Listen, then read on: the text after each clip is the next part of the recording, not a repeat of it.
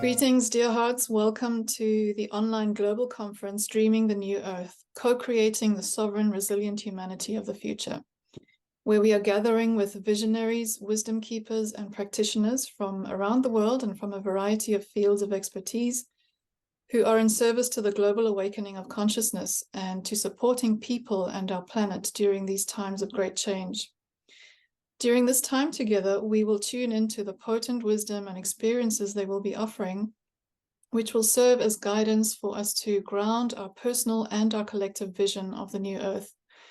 We will learn about the significance of these times of prophecy we're in, come to feel a deeper sense of community, belonging, and interconnection with all our relations, as well as learn how we can trust our own inner wisdom and gain insight into how to heal that which may be holding us back from walking our true path, individually and as a collective, a path that supports and protects the continuance of life.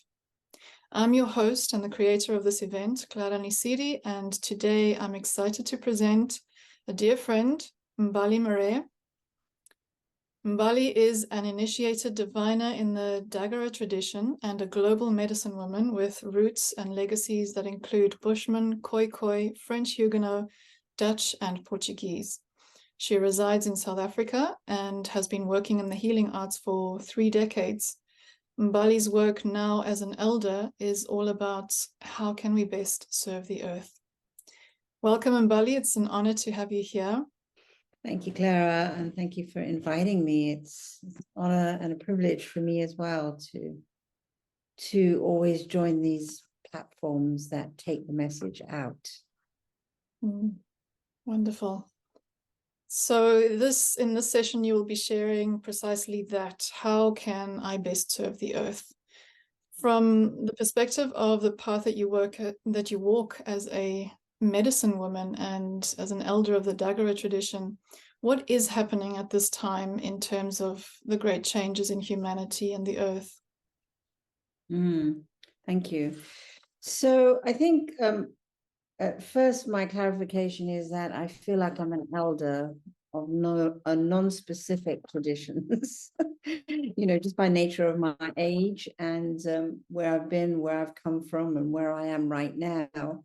My elderhood, so to speak, feels like it's very global and non-connected to one thing or one lineage. So and that as an elder, I feel I have a responsibility to pay more attention and awareness to how I can best serve the earth in this latter part of my life. So the first piece of it that has been, I would say, coming through more clearly, loudly, if you like, has been to listen, and to listen to the elements, to listen to the earth in particular. And that came through as more of a sort of reality when George Floyd died. I think it was 2-3 years ago now, and he called Mama and said, "I can't breathe." And something very, very deep changed for me, but it also, I believe, changed on a very global level, because I don't know if you remember, but all the mothers came out, all the women came out to protest. And that message felt like a direct call to all of us to listen to the mother and to the great mother, and for all mothers, all the elemental mothers, all the mothers to pay attention to what it is that's going on, and how we couldn't ourselves at that time. There were a lot of people who couldn't breathe because of the pandemic. So listening for me is not only how I work with respecting the earth and all the elements. And when I say earth, I am talking about all the elements. And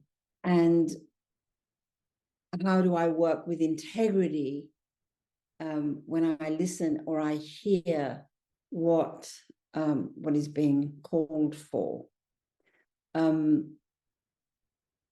So how we best serve the earth, I think the first thing for me is, how do we listen best to the earth and understand on some level that it is actually the biggest service we can do to the earth at this time and at all times is, what are we doing to heal our own earth? If we are earth, then how are we healing our own earth? And earth being about belonging, identity, nourishing, nurturing, self-awareness, peace, reconciliation, community, connectedness, rootedness, and a value system really that is so important. The only value system that is valuable at the moment is, am I worthy? That's the first thing. So the earth doesn't need saving. We do. When we work directly to listen to what the earth is calling upon, then I think we can better serve ourselves. And when I say that, I'm not meaning in a completely self-centered, narcissistic way. I'm talking, how do I take care of myself? How do I nourish and nurture myself? How do I return myself to understanding that I am worthy, that I do belong here, and that nobody said I didn't. The earth never said I didn't. And that we belong everywhere. So it's interesting, this morning I had an email from someone who had this big dream about the earth this morning.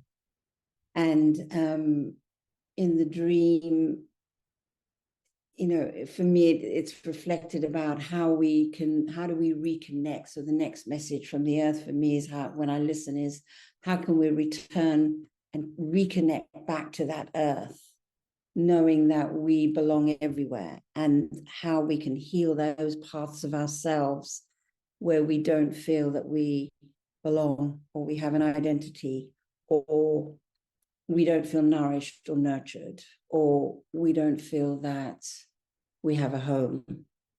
So reconnecting to the earth in some ways is a healing channel. It's a healing pathway to the many who feel they don't belong, to the many who feel they don't have an identity, or to the many who are homeless, who are spiritually homeless, because the earth is saying, the fact that you were born is validation enough. You don't need external validation. And in knowing that, we can carve a path forward in reconnecting to the earth and understanding the values that the earth gives us. The earth is going to be here a lot longer, many, many, many decades after we've long gone, and we will return to that place. But in between, we're earth walkers, so yeah, we are earth walkers now. And as earth walkers, we do hold a responsibility to being stewards of protecting, I would say, rather than saving the earth, And if we teach, I also hear from the earth how to best serve is to, how do we leave a legacy that is worthy of our existence at this moment in time? We're not here randomly. We're here for a reason, for a purpose, in our bones, inscribed in our bones. It came long before we were born. And so how do we do that? How do we leave that legacy? And then what is that legacy that we leave the next 7 generations? We leave our children. And what has come is, maybe we should teach our children to love the earth before teaching them to save it. for now, that's, so, you know, there are lots of practices, and yeah, there are. But the most important thing, we can do all of this stuff, but if we're not listening to what the earth wants, and I think this is a really important piece of where we are right now, is not assuming that we know best. And also not assuming that we are all there is, you know. So the elementals speak loud, and when they're not, we are not in alignment, they will reflect our own inner journey. And the earth in itself, you know, if you think of volcanoes and earthquakes and mudslides and tsunamis and all kinds of natural disasters that are happening to get our attention, the earth is very much alive. We just need to listen.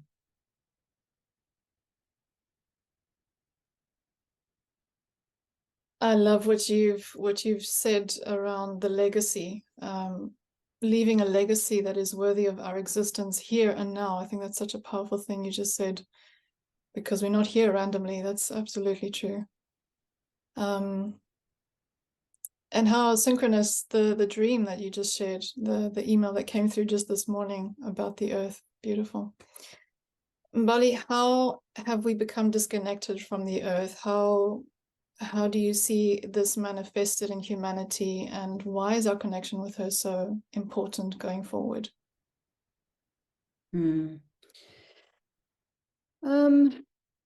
know,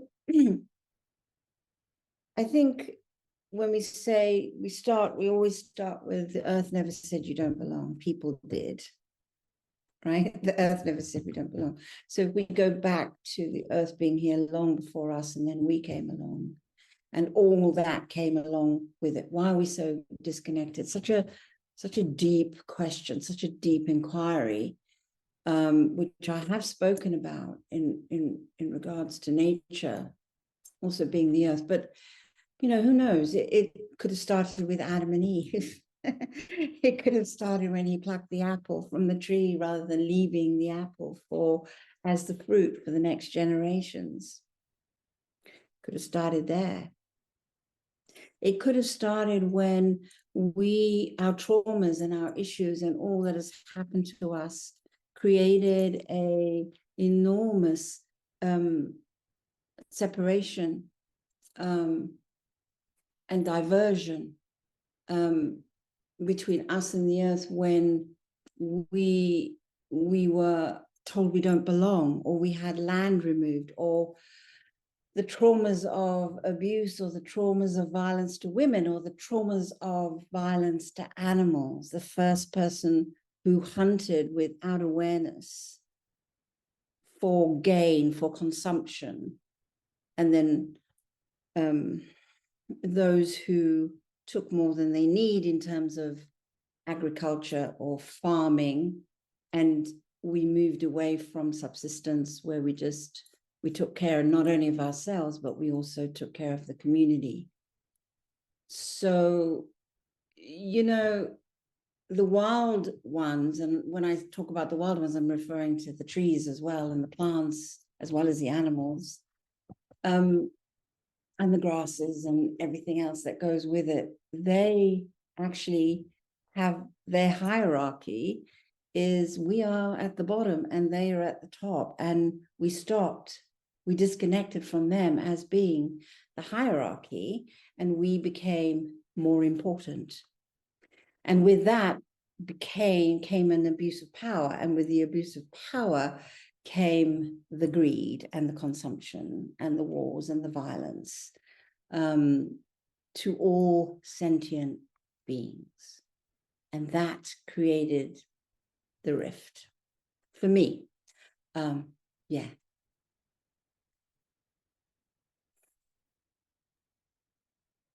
The people you've worked with and guided over many years on this path, what have you found to be the most significant challenges that they faced in their lives? Is there a common thread? What does that look like? It's belonging and worthiness. belonging is the biggest, for me, the biggest dis-ease, or a spiritual homelessness, how I called it, a spiritual homelessness. And where do I belong and then from that becomes the unworthiness. All of that is earthwork. That feels like the biggest dis-ease, the planetary dis-ease. And from that, we went to filling up that huge hole, right? Through consumption, through greed, through violence, through separation, bigger separation from the earth. Where we became so isolated, self-centered, so isolated that we also disconnected from community. We need community to support each other, because when we bring our gifts to a community, the whole community thrives. So people are surviving, they're not thriving. They're simply surviving. And the fear of not having enough, the fear of not being enough, the fear of not being successful enough, big enough, black enough, white enough, small enough. That fear is so deep and deep and deep that it creates this massive cavity in us that we have to keep feeding. So, and part of that is isolation, being alone, not feeling supported with community. And I think, with the pandemic, we got further and further and further away from all of the values of what the earth is offering. So that's why, for me, George Floyd's message was so potent and powerful in that moment of time.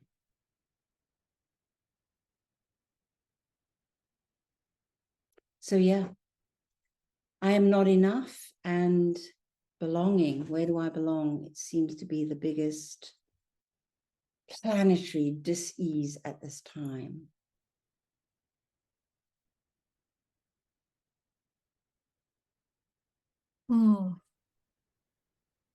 Yeah, this event is ultimately about, what the new earth is about, manifesting the earth's dreaming of reconnection with her. This is what you've been talking about. And we're all feeling this massive pull of, come back to wholeness with her as part of one great organism. And I love the way you're explaining how listening is such an important part of this. As an elder, the medicine that you bring offers people direction and ultimately a sense of how we can fulfill our part in this new world that is emerging. What kind of practices, rituals, offerings are a part of this? You offer very specific things like vision quests and journeys. Would you share a little bit about that? Sure. I'm a diviner, and I would say that I would always probably start with divination for me, which is a beautiful system that looks into our issues with a set of symbols that are gathered from the wild. And I'm a seer, so I also need that gift as well. And what we're doing is the issue is presented, and then I will look into it and look back to look forward. So I do go into, depending on what's in front of me, but I do go into the ancestral wounding and the wounding in the legacies that have come before us, because we carry all of that. We do carry all of that. And it's really important to recognize and acknowledge that sometimes an issue will raise itself in our present moment, present life, and it may not be ours, but it may be ours in this moment in time. It's something that we can work with to bring healing to ourselves, but also what we say is when we heal ourselves here, we're also healing the other world. So whatever happened that was unfinished business, maybe with our ancestors, with our legacies, we have an opportunity, if that was not completed before they left, to do the work here, to clean it up. Clean it up is the right word. There's no other word for it, really, to clean it up so that we can immobilize ourselves. We don't get stuck. Our path is clearer. You know, we're going to get challenges. That's life. We're going to suffer, and then we don't suffer. It's like, that's it. And so what are we looking at? Is it, you know, how we're dealing with something in the present moment, or is it something that we are carrying from our ancestral legacies that needs healing and cleaning up? So working with the ancestors is very important in my work.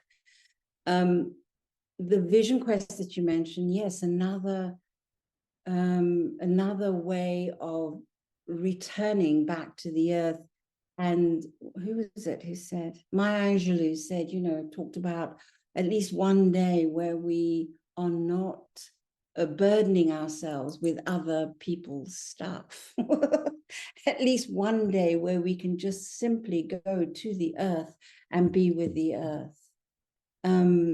Well, my vision quests are 2 or 3 days, and that's it. It's a time for visioning there. It's a time for dreaming. It's a time for reconnecting. It's a time for healing. And it's also a time for reimagining our relationship to our world, you know? So, and then the journeys, yeah, I bring people to Africa. I haven't done it for a long time, but I'm going to do one in October, which I'm very excited about, Clara. And that again is bringing people to connect with this soil on this land, with the indigenous people, the Bushmen here, as another way of healing a part of them that, one, the wild that we all carry in us, and also that part of them, or that the part that I'm going to say really speaks to the fact that we belong everywhere. Many people come on the journeys, the minute they hit the soil here, they say, I feel like I've come home. And so my work, my practices are all practices that my intention is to return us to a place of belonging. And when we are returned to a culture of belonging, we can better serve the earth. We are better rooted, you know, we are a core, we're a rod, you know, as above, so below, because otherwise we can't be rooted and then fall over, or we can't all be up there and not grounded and rooted. So we have to create this rod. So that's it. It's how do we serve the earth by returning us all to a culture of belonging, you know, which was the original, that's our original medicine. The original medicine is we belonged everywhere. And the indigenous people carry that. There was no separation between them and the wild, them and nature, them and the earth. They don't understand that concept if you say that to them. They don't know what you mean, because all of those elements are in them. They are earth. They are nature. They are wild. So, you know, to get back to that place is you know, it will take a lot of work, but we can get there. One day we can return to how we used to be with the earth at some point. But you know, there's also, obviously, there's one's own practices of staying mindful, of staying in the present moment, and anything else that you might be doing at this time that connects us to spirit. But I still feel that there isn't enough work done in remembering that we come from a long line of people, and that we carry those people inside of us, in every part of our DNA, in our bones, in our tissues. It's not remembered for whatever reasons. Probably religion, I think, was part of the problem. And we were, our heads were filled with, you don't belong, you're not enough, you're not good enough, you're not the right this, you're not the right that. That's what we were told. And so we have to return. We're returning to our original medicine of belonging everywhere, really.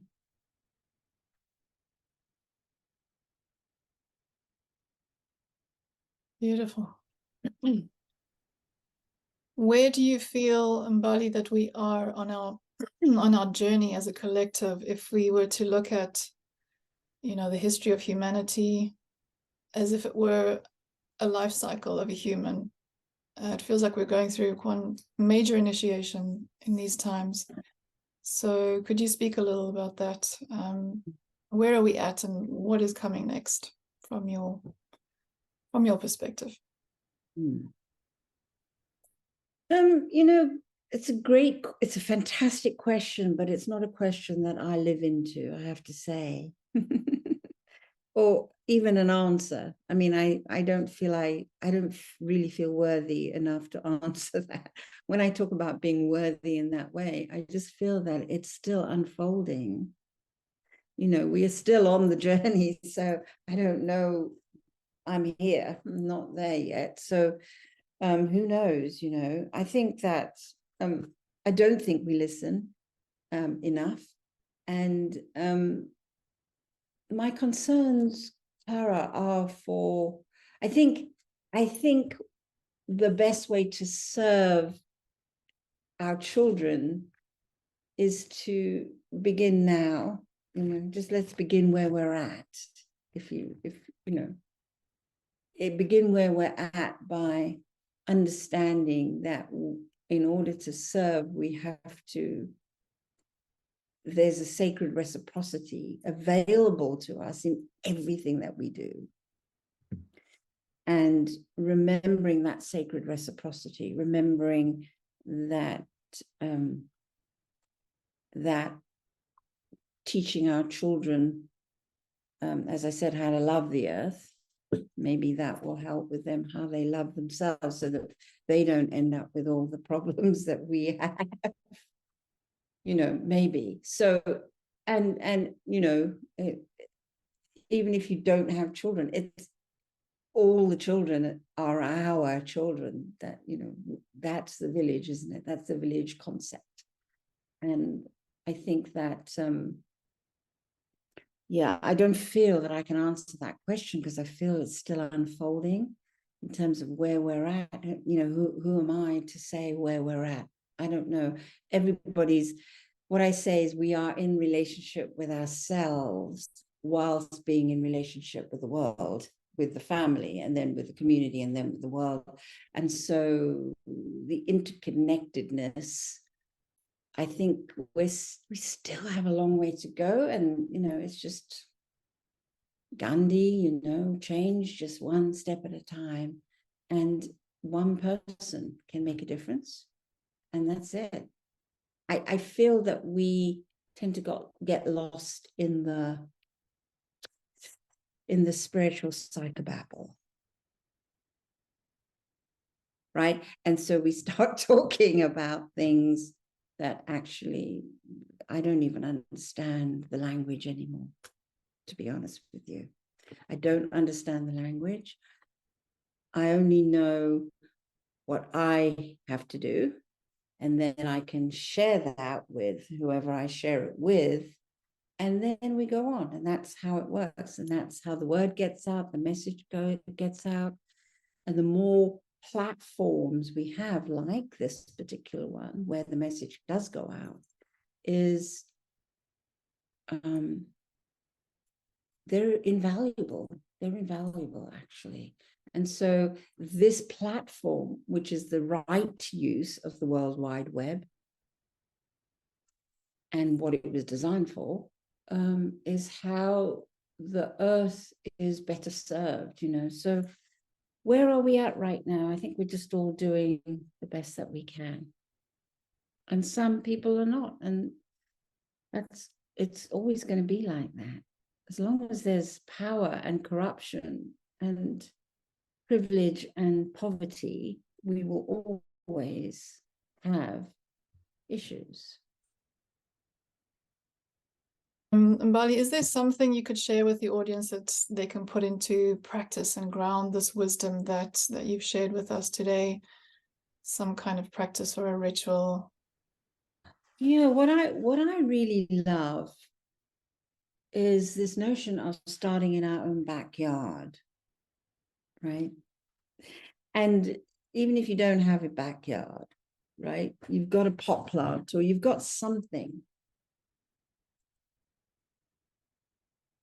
that if you are feeling this disconnect on any given day, that you go to a tree or you go to the soil or you go into nature or you go to your pot plant and you begin a relationship with it and watch it and nurture it and grow and feed it and take care of it, and make offerings to it. So then the sacred reciprocity, the earth and me starts, that gap narrows. So I'm going to make an offering before I do anything.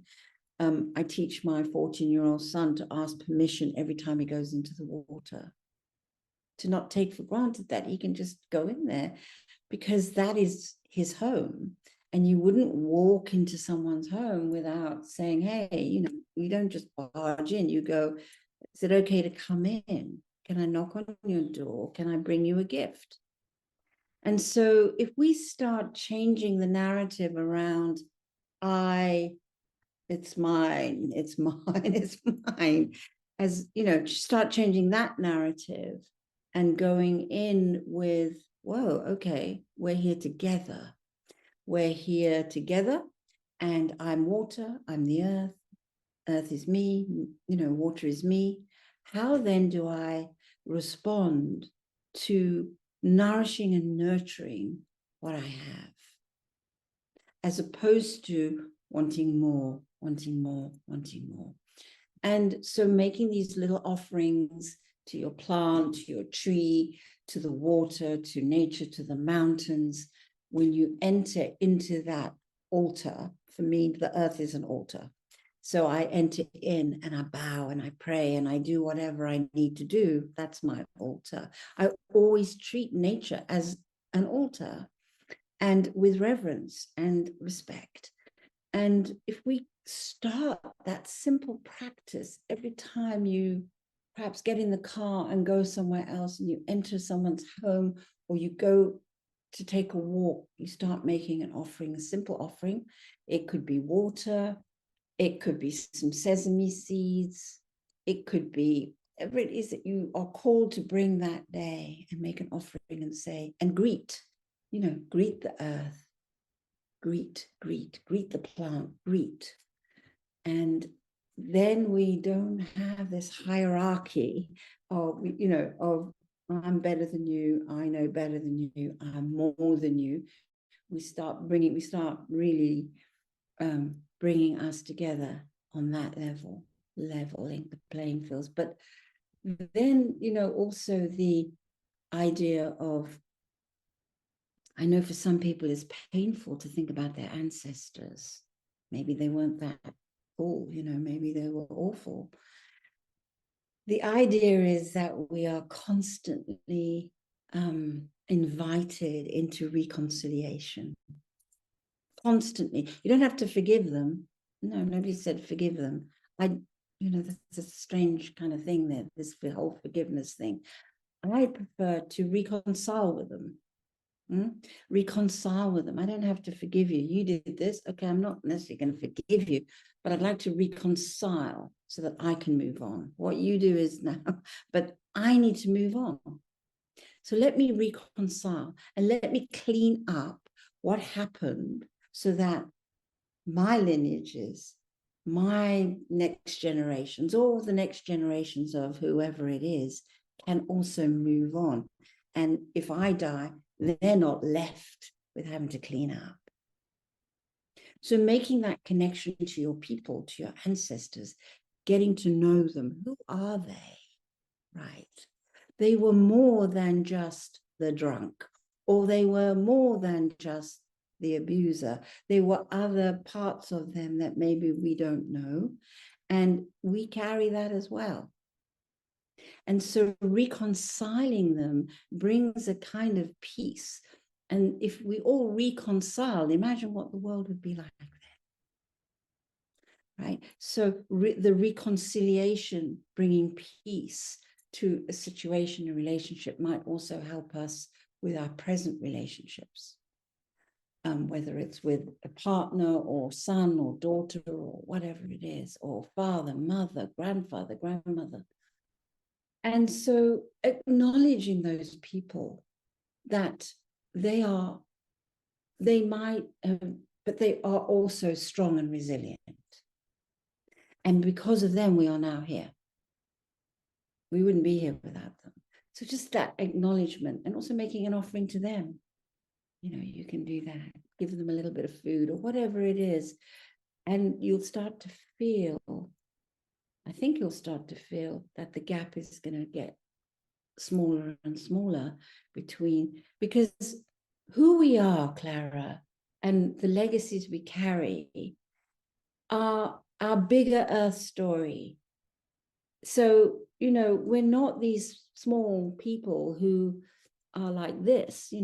We have a much bigger earth story, which incorporates everything, all of who we are, and all of those people who came before, who could also have been medicine people or visionaries or dreamers or amazing, whatever they were. So we carry all of that. So, but we tend to stay here, and we need to move out now to understand and connect to the magic and the mystery of our lives and our bigger earth story. Through bringing our gifts to the community, I would say. Would you agree? Oh, no, absolutely. As I said a little earlier, when we bring our gifts to the community thrives.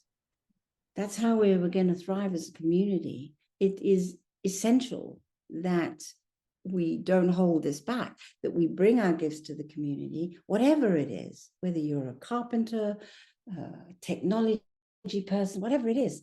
Everyone bringing their gifts to a community, the community is uplifted and the community thrives. When we are holding back and we are not bringing our gifts to the community doesn't survive. And the community for me is my direct community, but it's also the bigger picture.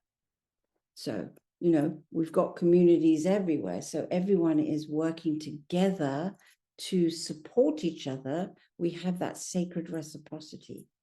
And that is earthwork right there. Otherwise, we won't survive.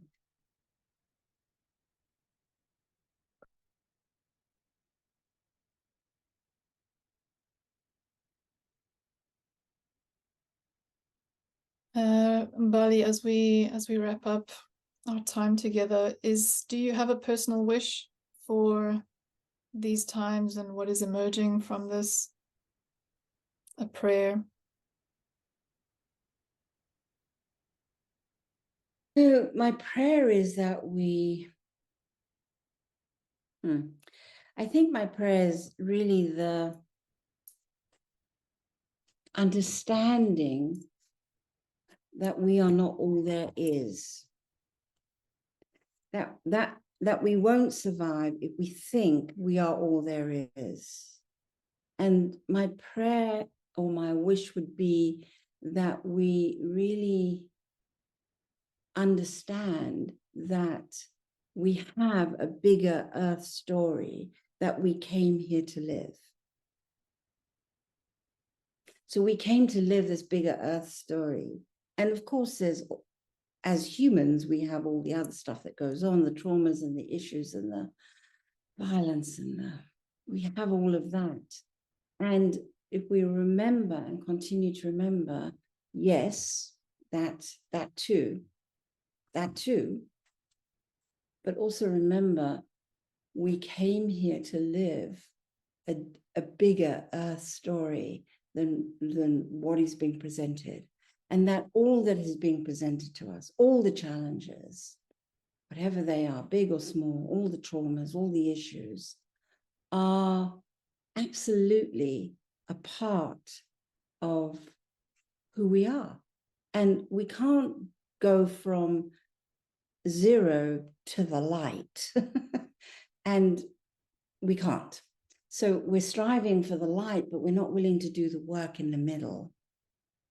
And the work in the middle is going to the underbelly, is going to the darkness, is going into the belly of the beast. Because life also presents us the belly of the beast to work through. And when we are swimming in the shallow waters of our life, we avoid going deep. And when we avoid going deep, we stay in the what I call the psycho-spiritual bubble, and really nothing gets done. So my wish is that we really understand that all of who we are is okay, including the dark and the light, and to move through it, work through it, so that we can, I don't talk about the light, I speak about being in alignment with everything around us.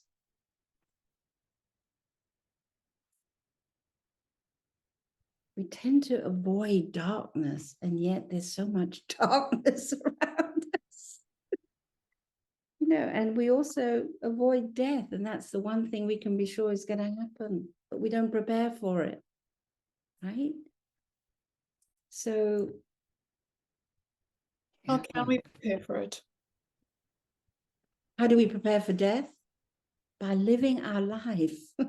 You know, death is by living the life we came here to live. That's how we prepare for death. When we are fully living it, you know, I can share another piece without mentioning any names. A friend of mine also heard this morning. It's been quite a morning. You know, she's on her third kind of diagnosis of cancer that cannot now, you know, there's no cure for it. She has a remission period of 5 years. And before she kind of has to check again, you'll have another whatever it is. And she said, I'm just going to go traveling for the next 5 years. And I said, yes, of course, why not? That's what I would do. So, you know, she went, oh, no, hang on a minute. I need to live again. I need to go carry on living here. And just remember that we came here for a purpose. It's our fire, it's our water, it's our earth, it's our mineral, it's our nature. We came here for a purpose and to live our life fully. Then when we live our life fully, we can get as prepared as we possibly can to understand that death is part of life, not the other way around.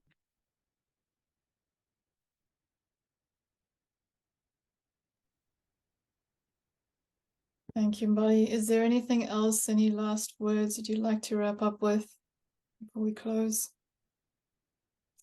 No, Clara, just to say thank you to you again for providing the platform and for inviting me to do this. And to, you know, just keep listening, because the messages are coming fast and furious and they're coming clearer, and we don't want to hear them, you know, or we don't want to see them. And we can't continue to avoid them or not listen anymore. It's a time of you know, activism, taking action, but not in the ways that we used to do it. The activism, George Floyd asked for us to listen to the mother, you know, so that we can all breathe again. Beautiful last words. Thank you so much, Mbali. It's been so good to talk with you today. Thank you for sharing with the world the powerful work that you do, your message. And before we go, I just wanted to mention your YouTube channel, which we'll have a link to below on this page for the audience to connect with you. Would you like to tell us a bit about what you share on your YouTube channel? Yeah. Well, I'm sharing current interviews. So when this is released, this will go on my YouTube channel. So Clara, my teacher, Malidoma, one of my teachers, Malidoma, as you know, passed 2021, I believe it was. And so I was called, I felt the calling was to speak more on the elements. And so that we have a context, we have this foundation, we have a context. That's how the YouTube channel actually began, is that I started doing 5-minute introductions, 5 to 10-minute introductions into the elements. Beautiful, all channeled from the elements themselves. And that's what came through.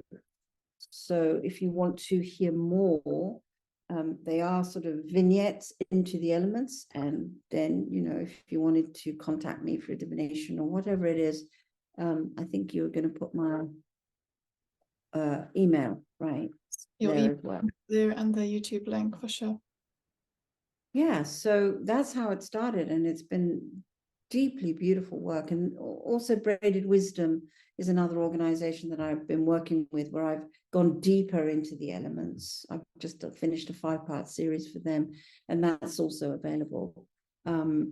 So the elements are calling for sure for us to listen, and I listened to that call, and I answered that call to really go deeper into the elements, the elementals and the elements. Mbali, it's been an honor to have you with us. Thank you again. And to all those who have tuned in to this segment today, thank you so much for your time and presence, and see you at the next segment. Have a wonderful day. Yeah. Thank you, Clara. And thank you, everybody, for showing up and choosing to be present. Thank you. Thanks, Clara. Bye-bye. Thank you.